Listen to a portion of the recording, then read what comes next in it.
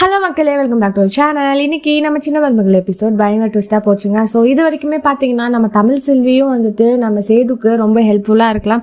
அதுவும் இல்லாமல் நம்ம மாமா உயிரை எப்படியாச்சும் காப்பாற்றணும் அப்படின்ற ஒரு ரிஸ்க் எடுத்துகிட்டு காட்டுக்குள்ளே அவங்களும் போகிறாங்க. இது சேதுக்கு தெரியலனாலும் ஒரு பக்கத்தில் தமிழ் செல்வி அந்த குழியில் மாட்டினதுக்கப்புறமா அவரும் போய் ஹெல்ப் பண்ணி எப்படியோ இது பண்ணிடுறாங்க. அதுக்கப்புறமும் ஒன்றா போகலான்னு சொல்லியும் தமிழ் செல்வி ரெண்டா பக்கம் போனால் மட்டும்தான் நம்மளால என்ன ஆனாலும் நம்ம எதுனாலும் பார்த்துக்க முடியும் அப்படின்ற மாதிரி ஒரு விஷயத்த சொல்கிறாங்க.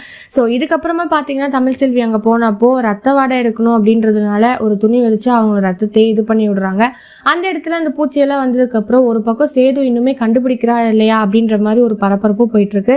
தமிழ் செல்வி ஆல்மோஸ்ட் கண்டுபிடிச்சதுக்கு அப்புறமா அந்த ரத்தத்தில் அந்த நெருப்பில் எல்லா பூச்சியும் தீ போட்டு எரிச்சு கொண்டுடுறாங்க.